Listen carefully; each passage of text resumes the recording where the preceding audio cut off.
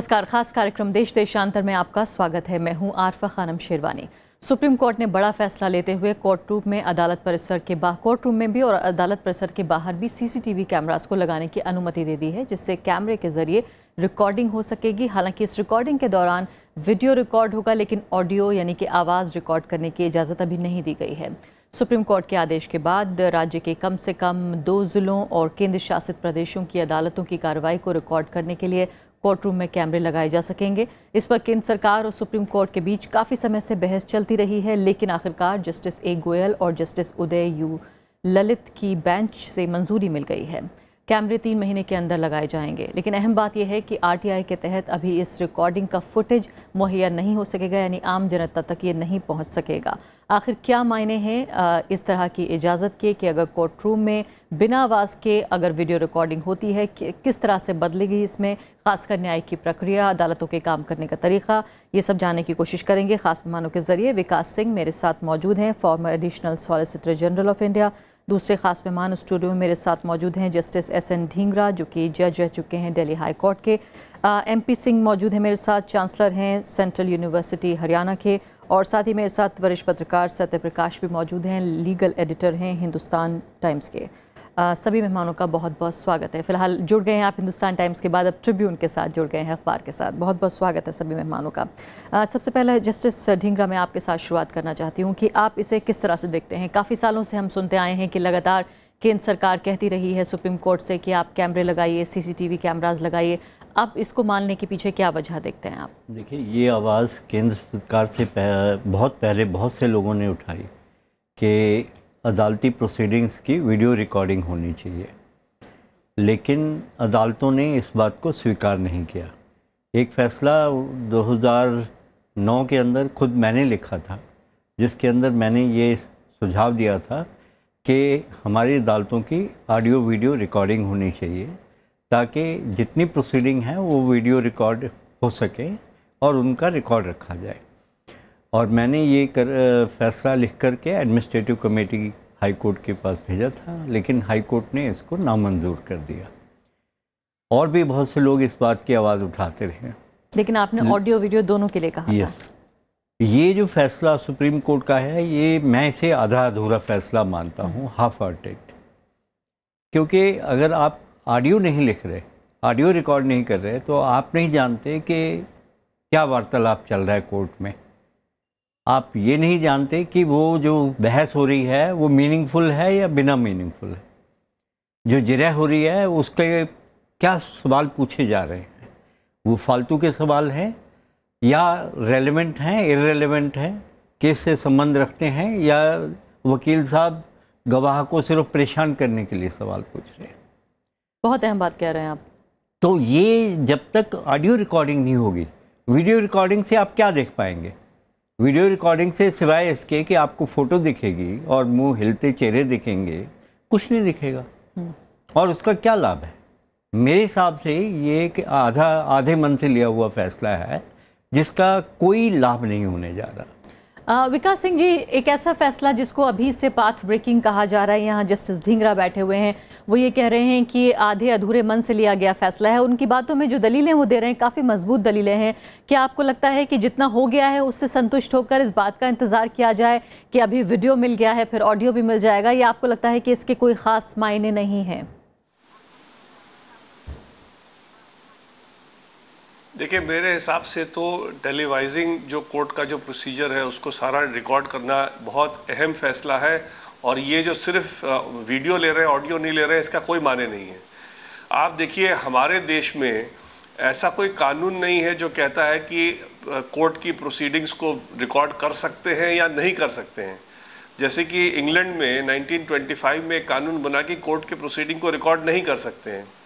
फिर 2004 से उनकी थोड़ी नज़रिया बदल रही है और अब सोच रहे हैं कि नहीं, रिकॉर्डिंग होनी चाहिए। यूएस में भी बहुत से ट्रायल कोर्ट्स जो है वो मैटर्स रिकॉर्ड होते हैं। आपने OJ सिम्पसन का ट्रायल सारे लोगों ने कोर्ट में देखा होगा। जो अकाउंटेबिलिटी है जुडिशरी की, वो बहुत बढ़ जाएगी अगर ये रिकॉर्डिंग स्टार्ट हो जाएगा। लेकिन मेरा ये मानना है कि ये रिकॉर्डिंग टेलीवाइज होना जरूरी नहीं है। ये रिकॉर्डिंग करके एक जैसे एक जुडिशियल रिकॉर्ड में कागज बनते हैं और कागज जिस तरह से रखे जाते हैं केस के कागज, उसी तरह से एक टेलीवाइज जो भी रिकॉर्डिंग हुई है उसका एक रिकॉर्ड बन जाना चाहिए। उस रिकॉर्डिंग को किस बुनियाद पे या किस सिचुएशन पे देखा जाए, कभी अपील कोर्ट देख सकता है। आप लोअर कोर्ट्स का ये आलम है कि आप बहस कुछ होता है, जजमेंट कुछ और आता है। खास करके लोअर कोर्ट्स में तो बहुत ही ज्यादा इंपॉर्टेंट है। हायर कोर्ट में भी क्या हो रहा है कि बहुत से जो लूज कमेंट्स जजेस करते हैं against very high constitutional functionaries, अगर ये रिकॉर्डिंग होगा तो उस पर भी एक उनके ऊपर लगेगा कि भाई इस तरह की चीजें हमको नहीं बोलनी चाहिए। तो कहीं ना कहीं एक अकाउंटेबिलिटी जुडिशरी में बढ़ेगी और एक ये भय पैदा होगा वकीलों में भी और जजेस में भी कि जो हम फैसला दे रहे हैं, जो केस सुन रहे हैं, हम कोर्ट का टाइम जाया नहीं कर रहे हैं, हम कोर्ट को सही असिस्टेंस दे रहे हैं वकीलों के तरफ से और जज के तरफ से कि ये फैसला जो हम सुना रहे हैं वो सही फैसला है, तथ्यों के आधार पे है जो कोर्ट में बहस हुए। लेकिन विकास सिंह जी, इसलिए जुडिशियल अकाउंटेबिलिटी बहुत बढ़ जाएगी। जी, लेकिन विकास सिंह जी, ये बात जो आप कह रहे हैं दरअसल ये उस हालत में कह रहे हैं जबकि ऑडियो और वीडियो दोनों साथ की हमें इजाज़त मिल जाए, तभी तो ये पता चलेगा कि लूज कमेंट्स आए थे, तभी तो पता चलेगा कि बहस क्या हुई थी और फैसला क्या आया था। या आप ये कह रहे हैं कि अभी जो फैसला लिया गया है सिर्फ वीडियो रिकॉर्डिंग का, उससे भी कुछ मदद होगी? नहीं, वीडियो रिकॉर्डिंग से कोई मदद नहीं होगी। ये तो बिल्कुल इस फैसले का कोई माने नहीं रखता है। वीडियो रिकॉर्डिंग से क्या पता चलेगा? आपका मुंह चलता दिखाई देगा। मैं जस्टिस ढींगरा से बिल्कुल सहमत हूं। वीडियो रिकॉर्डिंग कराने का कोई औचित्य नहीं है। जिस डायरेक्शन में रिकॉर्डिंग कराने की जो बात चल रही है या जो इसका इंपॉर्टेंस समझा जा रहा है, वो ऑडियो वीडियो होगा तभी उसका फायदा है। अगर सिंपली वीडियो कराएंगे तो ये पता चलेगा, हाँ ये आप कह सकते हैं कि हाँ वकील आया था उस दिन। अगर कोई कहे कि नहीं वकील गया ही नहीं था, कोर्ट के रिकॉर्ड में लिखा है कि वकील आया था, तो उतना शायद वीडियो बता पाएगा कि हाँ वकील आया था। बट इसका कोई इससे कुछ हासिल नहीं होगा, इसका कोई पर्पस नहीं होगा जिस पर्पस के लिए ऑडियो वीडियो रिकॉर्डिंग की आवश्यकता सोची जा रही है। आप देखिए पार्लियामेंट भी 89 से पहला एड्रेस प्रेसिडेंट का रिकॉर्ड किया गया, उसके बाद से पार्लियामेंट्री प्रोसेस कंटिन्यूसली सारे चैनल्स दिखाते हैं जो पार्लियामेंट्री डिबेट होते हैं। उसकी लोगों को पता चलता है कि हमारे पार्लियामेंटेरियन किस तरह से बिहेव करते हैं पार्लियामेंट में। जब उठापटक होती है तब भी पता चलता है, और जब एक डिबेट में एक अच्छा पार्लियामेंटेरियन एक अच्छे तथ्य रखता है उनके भी लोग देखते हैं। तो हर तरह से पब्लिक इन्फॉर्म्ड होता है। मैं कहता हूं टू स्टार्ट विथ जुडिशरी का मामला स्ट्रेट अवे टेलीवाइज नहीं होना चाहिए, लेकिन कम से कम ऑडियो वीडियो रिकॉर्डिंग तो जरूर होनी चाहिए, जो कि एक अपील कोर्ट अगर चाहे तो देख सके।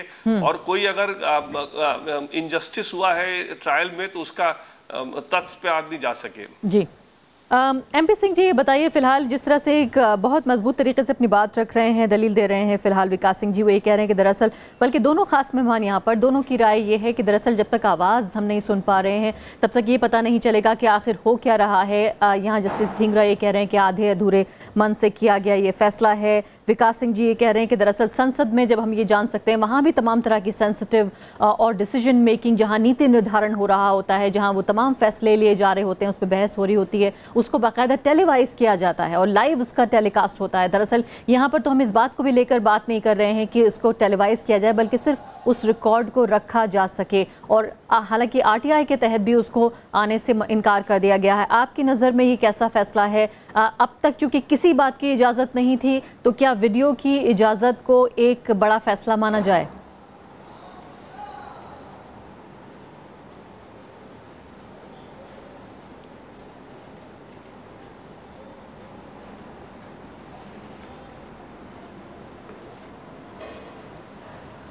MP सिंह जी।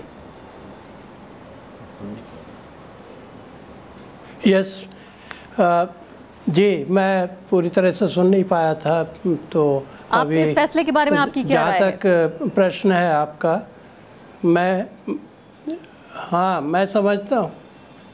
समझता हूँ कि पहले कदम के तौर पर यह एक उचित फैसला है और इसके आगे जो कदम उठाए जाएंगे वो बाद में इसके अनुभव के आधार पर उठाए जा सकते हैं। अभी तक तो कोर्ट किसी भी तरह से तैयार नहीं हो रही थी। अभी उन्होंने ये पहला कदम उठाया है और आशा है कि जब देखेंगे कि इसको सक्सेसफुली वर्क कर रही है और इसको लोग ठीक उससे देख रहे हैं और कोर्ट्स भी ठीक बिहेव कर रहे हैं, तो कोर्ट उसके आधार पर फिर उसको आगे बढ़ा सकती है। और हो सकता है कि किसी समय ऐसा हो कि जैसा अभी पीछे हम लोगों ने ऑस्कार पिस्टोरियस जो साउथ अफ्रीका में जोहानिसबर्ग में ट्रायल हुआ था, वो सब लोगों ने टेलीविज़न पे ऑल ओवर द वर्ल्ड देखा और उससे पता लगा कि जज का बिहेवियर कैसा है, लॉयर्स का बिहेवियर कैसा है, एक्यूज्ड का बिहेवियर कैसा है और प्रोसिक्यूटर्स का बिहेवियर कैसा है, और उससे एक सीरियसनेस आती है ट्रायल्स में। और इसीलिए फेयर ट्रायल का ये हिस्सा माना गया है यूनाइटेड स्टेट्स में, और सभी कंट्रीज़ धीरे धीरे चाहते हैं कि ये रिकॉर्डिंग ही ना हो केवल, बल्कि इसको दिखाया भी जाए, टेलीवाइज भी किया जाए, जिससे कि न केवल कोर्ट्स अनुशासित रहें बल्कि लोगों को एक शिक्षा भी मिले। तो मैं तो जहाँ तक मेरा प्रश्न है, मैं इस स्टेप को एक सही दिशा में मानता हूँ और हो सकता है आगे इस पे इम्प्रूव किया जाए और आगे इसको बढ़ाया जाए और आगे जो जैसा दूसरे देशों में हुआ है वैसा यहाँ भी होने लगेगा। जी सत्य प्रकाश जी, आप इसे किस तरह समझते हैं? यहाँ पर बात सिर्फ इतनी हो रही है कि अब तक कुछ नहीं हो रहा, तो चलिए पहला कदम मान लिया जाए और देखते हैं अनुभव कैसा रहता है। हालांकि वे कह रहे हैं कि इसकी कामयाबी को देखा जाएगा, लेकिन बिना ऑडियो के खाली वीडियो के साथ किस तरह की कामयाबी की कामना की जा रही है ये भी समझना होगा, और कहाँ से हमें कितने कदम उठाने होंगे आगे कि पहले वीडियो, फिर ऑडियो, फिर उसके बाद उसकी रिकॉर्डिंग हासिल हो, फिर उसे टेलीवाइज तक करने की यहाँ पर बात हो रही है। देखिए, जो मुद्दा है वो ये नहीं है कि कोर्ट प्रोसीडिंग्स रिकॉर्ड की जा सकती है या नहीं की जा सकती है, या उसको टेलीवाइज किया जा सकता है या नहीं किया जा सकता है। असली मुद्दा ये है कि जुडिशरी को ट्रांसपेरेंट होना चाहिए या नहीं होना चाहिए। और इस मुद्दे पे अब तक जो जुडिशरी का रवैया रहा है वो ऐसा नहीं रहा है जिससे उसमें बहुत ज़्यादा विश्वास बने किसी आम आदमी का, चाहे वो RTI का मुद्दा हो चाहे ये मुद्दा हो। जुडिशरी जो हिंदुस्तान की जो कुछ संस्थाएं हैं जो बहुत ही एक तरह से कहें ओपेक हैं, जिसमें पारदर्शिता बिल्कुल नहीं है, उनमें से एक संस्था है। ये जो कदम उठाया गया है अनिच्छा से उठाया गया है, और इसके पीछे मंशा क्या है और क्यों उठाया गया वो बिल्कुल साफ नहीं है। लेकिन वो इंसिडेंट भी ज़रूर बताइए जिसके तहत जो है यहाँ तक बात पहुँची है। ये इंसिडेंट ये है कि किसी कहें कि शौहर बीवी में कोई झगड़ा चल रहा था, उसमें कोई प्रोसीडिंग्स थी, उसमें हस्बैंड ने कहा कि भाई हमें ऐसा लग रहा है कि बहुत सही ढंग से प्रोसीडिंग्स नहीं चल रहे हैं, इसलिए उसकी रिकॉर्डिंग की जाए। अब आप बताइए, अगर रिकॉर्डिंग की जा रही है और उसमें सिर्फ वीडियो रिकॉर्डिंग है, ऑडियो नहीं है, उससे क्या पता चलेगा कि किस तरह की बहस हुई, किस तरह की जिरह हुई और किसने क्या कहा और जज साहब का क्या उस पर कोई टिप्पणी हुई, कुछ भी पता नहीं चलेगा। और शौहर ने यहाँ तक कहा कि आप मेरे लिए ये रिकॉर्ड कर दीजिए, पैसा इसका मैं भरूंगा। वो खुद उसका खर्चा भी देने के लिए तैयार। इसलिए मैं ये कह रहा हूँ, इस आदेश के पीछे मंशा क्या थी, उसका मकसद क्या था, ये साफ नहीं है। अगर एक्सपेरिमेंट के तौर पे करना है तो सबसे सही ये होगा कि हिंदुस्तान के जो प्रधान न्यायाधीश हैं उनके न्यायालय की जो प्रोसीडिंग्स हैं वो कार्यवाही की, उनकी रिकॉर्डिंग की जाए, उसकी रिकॉर्डिंग की जाए और वो आप रखिए। आप चाहें तो टेलीकास्ट कर लिए, और ये मैं आगे के लिए भी कह रहा हूँ, आप चीफ जस्टिस ऑफ इंडिया से शुरू करें, बाकी हाई कोर्ट्स में चीफ जस्टिस के कोर्ट्स को आप वहाँ रिकॉर्डिंग करें। और अगर टेलीवाइज करने की भी बात आए तो सबसे पहले CJI के कोर्ट की रिकॉर्डिंग टेलीवाइज की जा सकती है। अब बाकी हाई कोर्ट्स में जो चीफ जस्टिस विकास सिंह कह रहे हैं टेलीवाइज ना किया जाए। टेलीवाइज मैं कह रहा हूँ बाद की बात कर रहा हूँ, टेलीवाइज की जाए ना की जाए बाद की बात है। वो रिकॉर्डिंग कभी उपलब्ध भी तो देखिए, आने वाली जो जनरेशन्स हैं, आप देखिए अभी पिछले एक हफ्ते में 2 बड़े बड़े वकील अब नहीं रहे, 2 ये अंध्यार्जुना साहब और दीवान साहब, ये 2 नहीं रहे। अगर आने वाली पीढ़ी अगर देखना चाहे, या आने वाले लॉयर्स जो बडिंग लॉयर्स हैं वो अगर देखना चाहें कि बेस्ट ऑफ द लॉयर्स वो किस तरह से आर्गू करते हैं, उनके लिए वो अवेलेबल नहीं है। लेकिन फिल्मों में कम से कम हमारे पास वो जिरह जो है, जज साहब जिरह करते हुए वकील, वो सब दिख जाते हैं। पॉपुलर कंसेप्शन में जो पॉपुलर माइंड में जो कोर्ट रूम का जो एक तरह का इमेज है वो फिल्म वाली इमेज है। बिल्कुल अलग होता है, completely different from what happens in the court. जो जनरेशंस आने वाली है उनके लिए भी तो इसको प्रिजर्व कर लो। ये sense of history, I am sorry to say, no जज हैज इट। हैड दे, अगर उनके पास ये होता, they would have ordered recording of such proceedings. बहुत पहले उन्होंने कर दिया होता। आने वाली पोस्टरिटी के लिए भी, आने वाली पीढ़ियों के लिए भी इसको बचा के रखना चाहिए। और ये चीज़ अगर जज साहिबान लोगों को समझ में आ जाए तो हिंदुस्तान के लिए और आने वाली पीढ़ी के लिए उनका बहुत बड़ा योगदान होगा। तो यानी आप ये कह रहे हैं कि कानून के अलावा जो जुडिशियल प्रैक्टिसेस हैं, दरअसल उसके मद्देनजर भी उसमें जो सीखने की एक भावना हो सकती है, सीखने का तरीका हो सकता है, और जो पारदर्शिता का जो बहुत गहरा सवाल है, खासकर लोअर जुडिशरी में लगातार भ्रष्टाचार को लेकर खबरें छपती रही हैं। ये बड़ा कंसर्न भी है कि एक लोकतंत्र में जब तक न्याय प्रणाली जो है वो पारदर्शी नहीं होगी, कैसे उसे एक बेहतर लोकतंत्र माना जाए। जस्टिस ढींगरा जी, मैं सिर्फ ये कह रहा हूँ कि ये सिर्फ ये नहीं है कि पारदर्शिता न्यायिक प्रणाली में आ जाए, जो कई चीजें सीखने की है आगे में, जैसे बॉडी लैंग्वेज, दोनों चीजें हैं, बिल्कुल किस तरह से बोलते हैं, एटिकेट्स क्या है, ये सारी चीजें आप सीधे सीधे नई पीढ़ी को ट्रांसमिट कर सकते हैं। और ये सेंस ऑफ हिस्ट्री हमारे जजेस में अब तक नहीं है, इसका मुझे खेद है। जी जस्टिस ढींगरा, इसके अलावा दूसरा महत्वपूर्ण बात जो उभर कर आ रही है वो ये है कि 2 सिर्फ डिस्ट्रिक्ट में इजाज़त दी गई है अभी भी हर स्टेट में और यूनियन टेरिटरी में। आपको लगता है क्या इतना काफ़ी है, या ये भी जो है एक एक्सपेरिमेंट के तौर पर इसको भी शुरू किया गया है? इतनी झिझक और इतनी हिचक क्यों है जुडिशरी में, क्या वजह है? हमारे कोर्ट्स शुरू से टेक्नोलॉजी से दूर रहने की कोशिश करते हैं। देखिए, हम विज्ञान के अंदर एक तरफ तो हमारे कोर्ट कहते हैं कि हमारी सारी इन्वेस्टिगेशन साइंटिफिक बेस होनी चाहिए, दूसरी तरफ हमारे कोर्ट टेक्नोलॉजी और साइंस से बिल्कुल हमें मत छुओ। आज हम आईटी टेक्नोलॉजी और बाकी टेक्नोलॉजी में बहुत आगे तक निकल गए बाकी क्षेत्रों में, लेकिन हमारी कोर्टें यहाँ तक रेजिस्ट करती हैं कि देखिए, हम जो कहते हैं, हम जो करते हैं, उसके बारे में बात मत करो। हमारी अदालतें सुधर जाएंगी और इनमें क्रांतिकारी परिवर्तन आएगा अगर वीडियो और ऑडियो रिकॉर्डिंग हो जाए।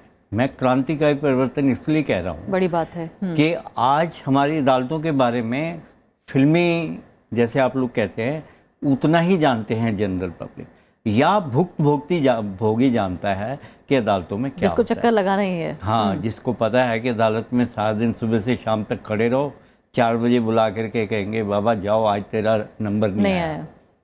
तो ये जो है कि नंबर क्यों नहीं आया आज, ये जनता को तब पता चलेगा जब देखेंगे कि भाई एक वकील साहब ने बिना बात के 2 घंटे बहस की,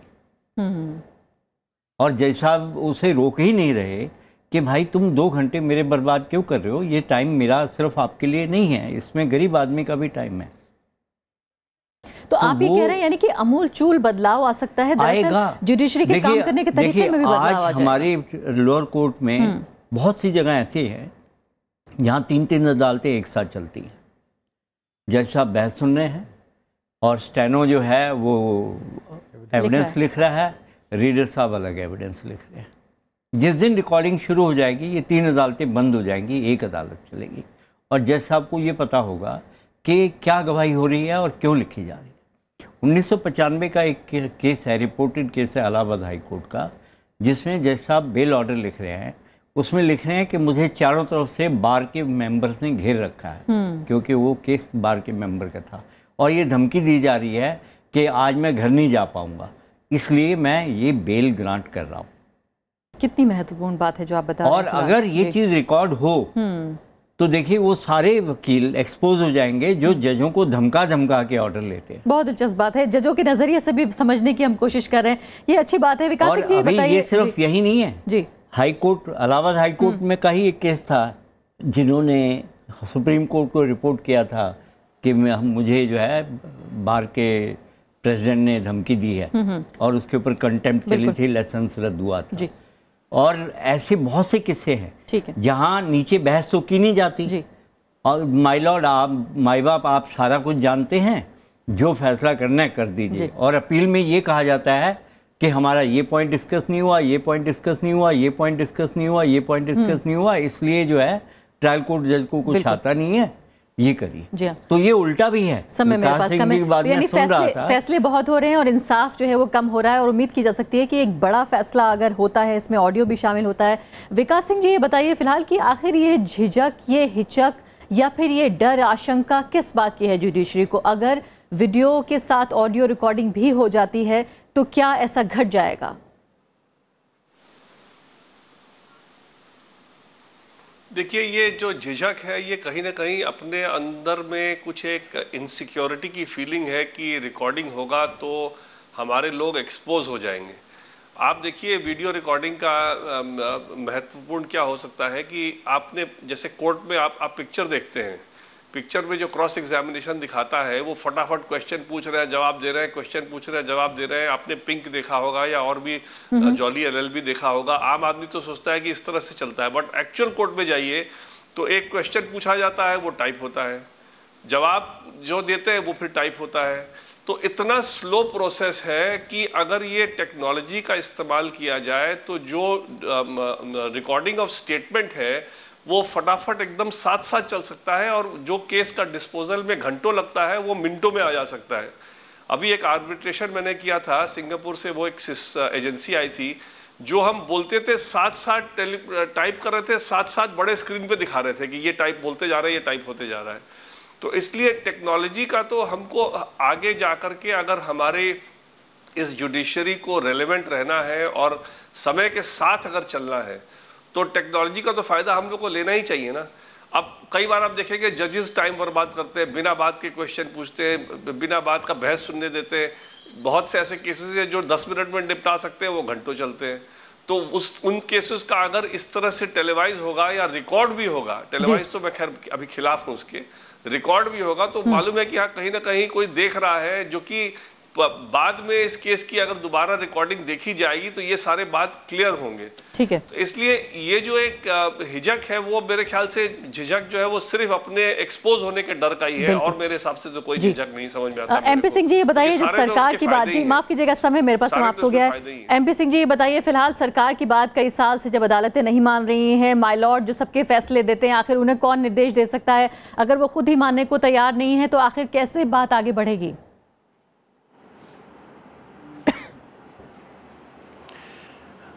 मैं अपने साथियों से सहमत हूँ इस बात से कि जितना कोर्ट ने किया है वो पर्याप्त नहीं है, लेकिन फिर भी मैं ये भी कहूँगा कि something is better than nothing, और बिगनिंग हुआ है। और इसके आगे इसमें कोई शक नहीं है कि अगर टेक्नोलॉजी यूज़ की जाएगी तो बहुत कुछ सुधार और बहुत कुछ एफिशिएंसी कोर्ट के काम में बढ़ जाएगी। और इसलिए ये ज़रूरी है कि धीरे धीरे इस कदम को आगे बढ़ाया जाए। लेकिन जितना बिगनिंग हुआ है, जितनी शुरुआत हुई है, उसको अगर इसी लेवल पे हम क्रिटिसाइज़ करके और कोर्ट को क्रेडिट ना दे के केवल उनको हतोत्साहित करें या उसका केवल आलोचना करें तो वो पर्याप्त नहीं होगा। मैं कहूँगा कि ये बिगनिंग है, इसको देखा जाए और इसको आगे बढ़ाने की मांग बहुत बहुत शुक्रिया आपका। पूरी तरह से फिलहाल मैं जानती हूँ सत्यप्रकाश भी जवाब देना चाहते हैं, लेकिन मेरे पास समय समाप्त हो गया है। तो फिलहाल कम से कम एमपी सिंह ये कह रहे हैं कि इसको एक अच्छी शुरुआत की तरह माना जाए, लेकिन दो तजुर्बेकार लोग यहाँ पर, एक पूर्व जज भी बैठे हुए हैं, उनका ये मानना है कि दरअसल इस पहल के कोई मायने नहीं है अगर उस वीडियो में आवाज़ नहीं होती है। फिलहाल इसी के साथ अभी के लिए इतना ही। नमस्कार।